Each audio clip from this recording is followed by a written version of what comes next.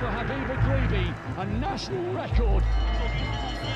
Mohamed Fares Chelati qui en a mis Diable Vauvert et qui en avait gardé sous le pied pour aller chercher la victoire. الاتليتيزم في تونس مسيرة طويلة مربوطة بعلاقة الألعاب وبارتباطها بالمؤسسة العسكرية اللي صقلت المواهب وساهمت في ظهور عديد الأبطال، وهي أكثر رياضة متوجة في تاريخ مشاركات تونس في الألعاب الأولمبية. صحيح أنه الاتليتيزم تربط في أذهان وذاكرة التوانسة فقط بالبطلين محمد الجمودي وحبيبة الغريبي، لكن التاريخ يحتم علينا ذكر أول وفد تونسي يشارك في الأولمبياد.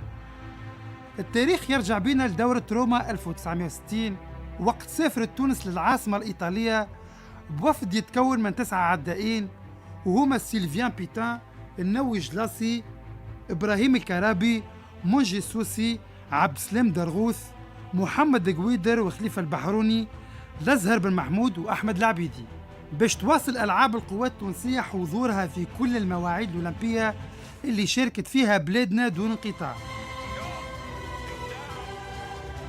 تونس فازت في الألعاب الأولمبية ب5 ميداليات بتفاصيل 2 ذهبية و2 فضية وميدالية برونزية، كانت من نصيب محمد الجمودي وحبيب الغريبي.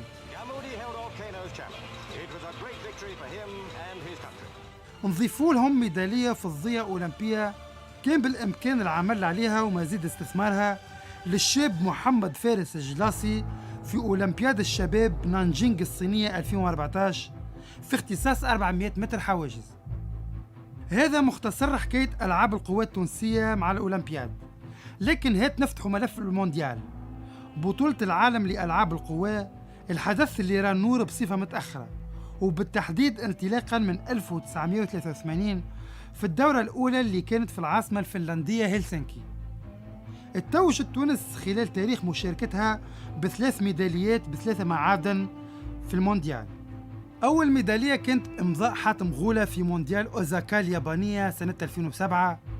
حاتم غولة في فينيش أثار جدل كبير يكتفي ببرونزية سباق 20 كيلومتر مشي في الوقت اللي كان فيه قادر على خطف فضية المسابقة، لكن سوء التقدير من ابن تونس غير وجهة نهاية السباق.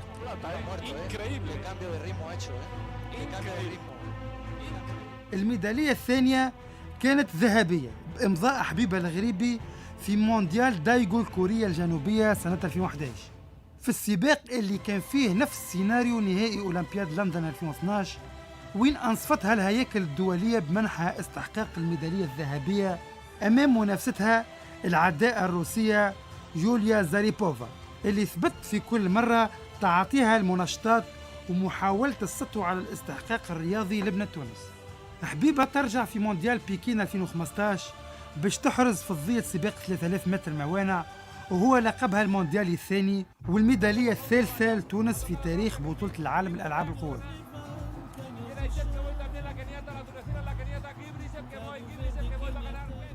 تونس صنعت أبطال غير متوجين كانوا قادرين على الصعود على منصة التتويج الأولمبي أو العالمي، ومن أبرزهم علي الحكيمي اللي تبقى في البال مشاركته في الصراع الشرس في نهائي 1500 متر في أولمبياد أتلانتا 96، واللي كان شاهد على العثرة الشهيرة لغزال الأطلس هشام الجروج في سباق أسطوري كسبه الجزائري نور الدين مرسلي. علي الحكيمي كان مشروع بطل، لكن شاءت الأقدار أنه يخوض أشرس سباقات المسافات نصف الطويلة في جيل عرف ميلاد أساطير الاختصاص في العالم. تونس اللي تعرفت خاصة بالفون والدومي فون راهنت في فترة ما على مسافات السرعة، رغم أنه السبرينت يبقى اختصاص عنده مدارس صعيب الوصول لها. ونذكر البطل سفيان العبيدي اللي تألق في فترة الألفينات في مسافات 400 متر.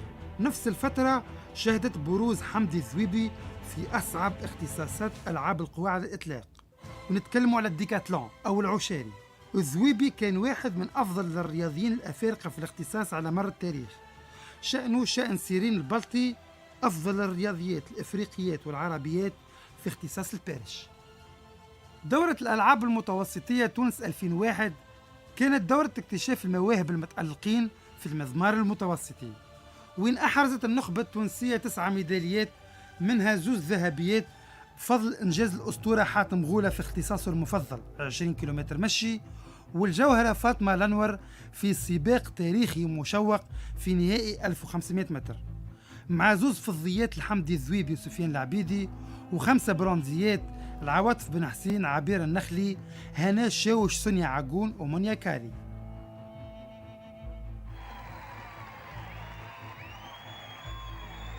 الحديث عن ألعاب القوى التونسية بمختلف تفرعاتها واختصاصاتها يطول، مع بروز أبطال على غرار عمر يحيى وندى الشرودي ودرة المحفوظي وغيرهم. وأكيد أنه المضمار التونسي قادر يخلق أبطال جدد، خاصة مع تألق اللافت المروة بوزياني في اختصاص 3000 متر موانع في الفترة الأخيرة، وبالتحديد في بطولة العالم في يوجين الأمريكية في صائفة 2022، مع مشاركة مهمة في منافسات الدايموند ليج. ويبقى المستقبل لعناصر واعدة حققت مشاركة مهمة ومرتبة رابعة في مونديال الشباب في كالي الكولومبية 2022. ونتكلموا عن الثنائي رحاب الظاهري في نهائي 3000 ستيبل، وكذلك أسامة فرحات اللي كان بدوره قريب من منصة التتويج وأحرز المرتبة الرابعة في نهائي 10,000 متر مشي.